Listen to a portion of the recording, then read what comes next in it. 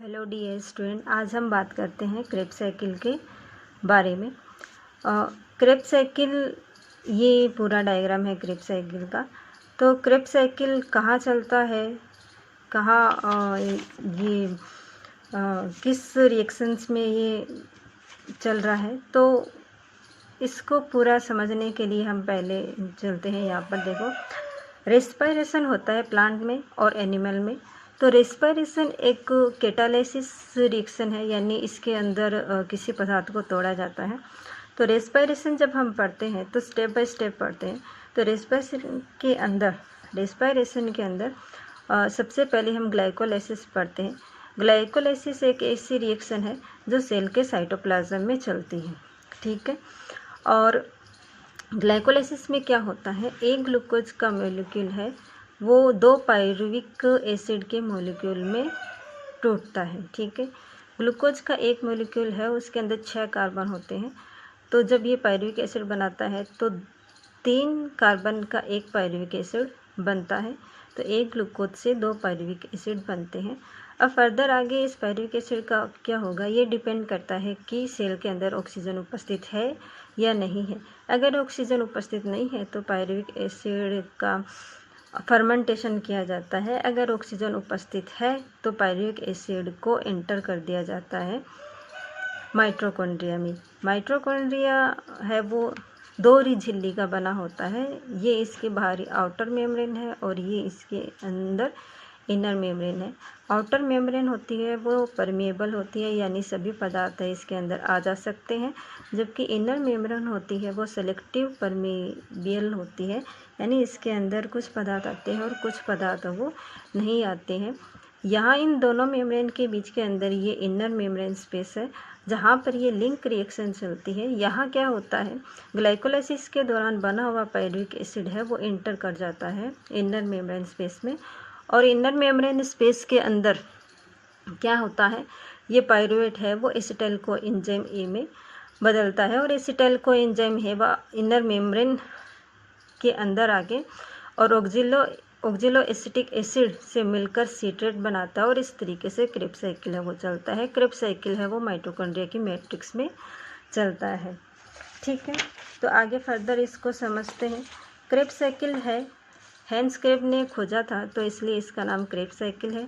इसको TCA cycle भी कहते हैं, ट्राई कार्बोक्सिलिक एसिड साइकिल, और इसको सिट्रिक एसिड साइकिल भी कहते हैं। सिट्रिक एसिड साइकिल इसको क्यों कहते हैं कि जब ये पायरुवेट से एसिटाइल को एंजाइम बनता है लिंक रिएक्शन के दौरान और ये मैट्रिक्स में आता है एसिटाइल को एंजाइम ए, और ये फर्दर आगे ऑक्जिलो एसिटिक एसिड से जुड़कर और सीट्रेट बनाता है, यानी सिट्रिक एसिड बनाता है। तो इसलिए तो इसका नाम पड़ गया सिट्रिक एसिड साइकिल।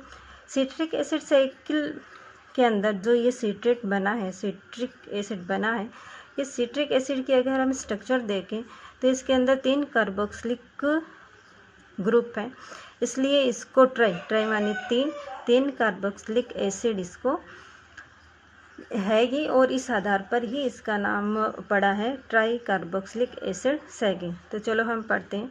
ग्लाइकोलाइसिस के दौरान बना पायरुविक एसिड है वो आउटर मेम्ब्रेन को क्रॉस करके अंदर प्रवेश कर जाता है इनर मेम्ब्रेन में।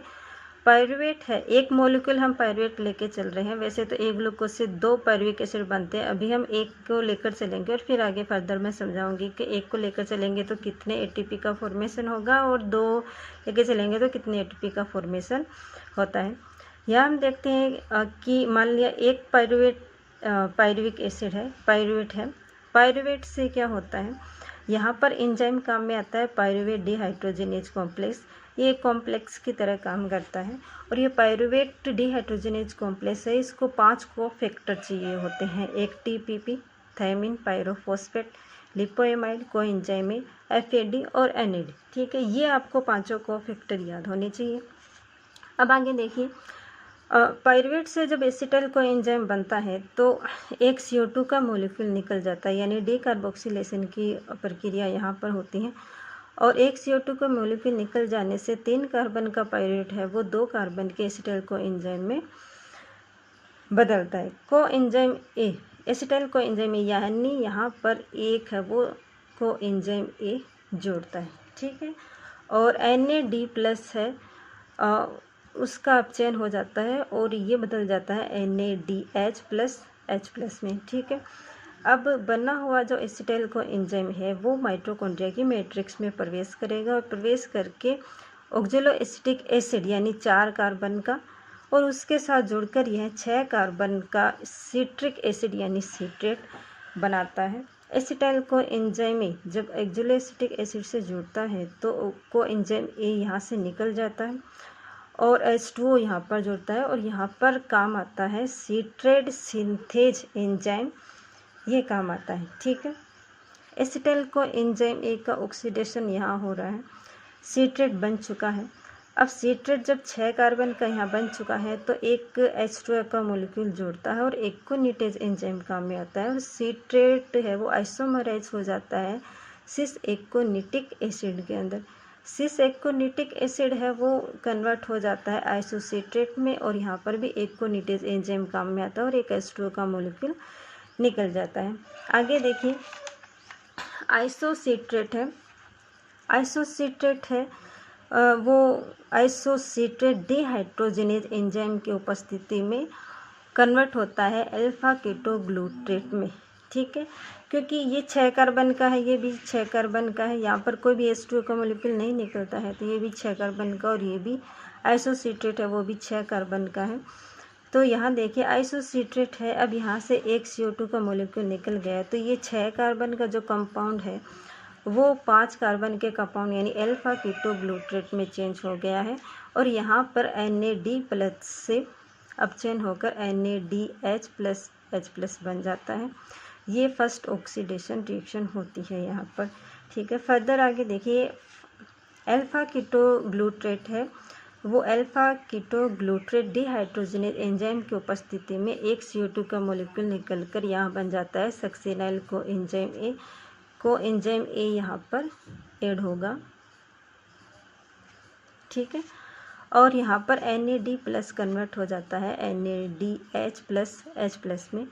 अब एक का CO2 यहाँ निकल गया है तो 4 कार्बन का कंपाउंड सक्सिनाइल को एंजाइम ए बनता है। सक्सिनाइल को एंजाइम ए ये एनर्जी रिच कंपाउंड है। यहाँ पर क्या होता है, सक्सिनाइल को एंजाइम ए सिंथेटेज एंजाइम की उपस्थिति के अंदर यहाँ पर सक्सिनाइल को एंजाइम ए से को एंजाइम ए ग्रुप बाहर निकल जाता है और सक्सिनेट में चेंज हो जाता है। ये स्टेप बहुत ही इम्पोर्टेंट है क्योंकि यहाँ पर एक तो सबस्ट्रेट लेवल फॉस्फोराइलेशन होता है। सबस्ट्रेट लेवल फॉस्फोराइलेशन का क्या मतलब होता है कि जो एंजाइम है, जैसे ये सक्सिनाइल को एंजाइम सिंथेटेज एंजाइम है, ये क्या करता है एज ए सबस्ट्रेट काम में लेता है सक्सिनाइल को एंजाइम एक और यहाँ पर फॉस्फेट ग्रुप होता है। फॉस्फेट ग्रुप है ये क्या करता है इस GDP के पास जाता है और GDP फॉस्फेट ग्रुप ऐड होने से GTP में बदल जाता है और यहाँ पर रिसाइकलिंग होती है। GTP से फॉस्फेट ग्रुप चला जाता है ADP के पास और ADP क्या करता है कन्वर्ट हो जाता है ATP में और ये साइकिल है वो चलता रहता है। ठीक है, यहाँ इस स्टेप के अंदर एक और डिफरेंस होता है, प्लांट और एनिमल के अंदर दोनों में रेस्पिरेशन होता है और दोनों में क्रेब्स साइकिल चलता है। इस स्टेप में आकर प्लांट और एनिमल सेल में डिफरेंस होता है। प्लांट के अंदर ATP का फॉर्मेशन होता है, GTP का फॉर्मेशन नहीं होता है और एनिमल के अंदर GTP का फॉर्मेशन होता है। आगे देखिए, ये सक्सिनेट है वो सक्सिनेट डिहाइड्रोजिनेज एंजाइम की उपस्थिति के अंदर क्या होता है कन्वर्ट हो जाता है 4 कार्बन के कंपाउंड फ्यूमरेज में और यहाँ पर FAD+ से बनता है FADH2। एक ध्यान देने वाली बात यहाँ पर ये भी है कि सक्सिनेट डिहाइड्रोजिनेज जो एंजाइम है वो माइटोकॉन्ड्रिया की इनर मेम्ब्रेन पर अटैच होता है, जिसे हम ATC जो साइकिल चलता है उसमें कॉम्प्लेक्स सेकंड के नाम से भी जानते हैं। तो क्रेब्स साइकिल के दौरान जितने भी एंजाइम काम में आते हैं वो सारे फ्री होते हैं, किसके अलावा, इस सक्सिनेट डिहाइड्रोजिनेज के अलावा फ्री होते हैं। तो ये इम्पोर्टेंट क्वेश्चन यहाँ पर बनता है कि इनर मेम्ब्रेन पर क्रेब्स साइकिल का कौन सा एंजाइम है वो अटैच रहता है, तो सक्सिनेट डिहाइड्रोजिनेज एंजाइम है वो अटैच रहता है। आगे देखिए, 4 कार्बन का कंपाउंड फ्यूमरेज है वो फ्यूमरेट ये होगा फ्यूमेरेट। ठीक है, ये फ्यूमरेट है, ये कन्वर्ट हो जाता है मेलेट में एंजाइम फ्यूमरेज की उपस्थिति में H2 का मॉलिक्यूल यहाँ पर जो होता है, ये भी 4 कार्बन कंपाउंड मेलेट है।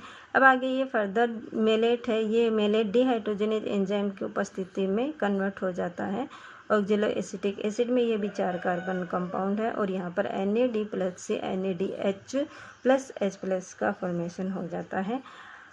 यहाँ देखिए क्रेब्स साइकिल जो शुरुआत होता है, क्रेब्स साइकिल का शुरुआत यहाँ से ही होता है, यानी स्टार्टिंग पॉइंट है या स्टार्टिंग जो सबस्ट्रेट की अगर हम बात करें तो क्रेब्स साइकिल के अंदर ऑक्जेलो एसिटिक एसिड होता है, वो सब होता है।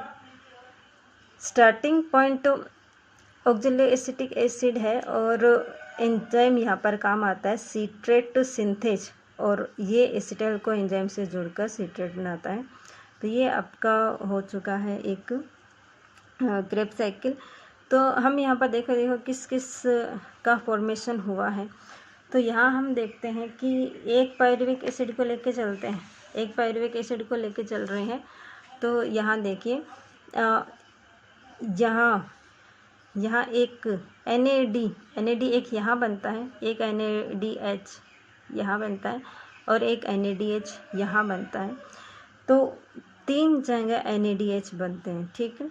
और एक देखो ये लिंक रिएक्शन में NADH यहाँ बनता है, तो 4 NADH के मॉलिक्यूल प्राप्त होते हैं।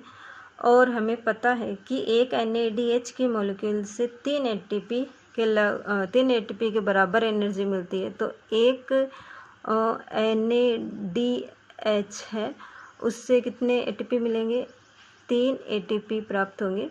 तो एक यहाँ, दूसरा, तीसरा और चौथा, तो 4 NADH प्राप्त हो रहे हैं। तो 4 से कितने बनेंगे? 12 ATP के मॉलिक्यूल प्राप्त होंगे।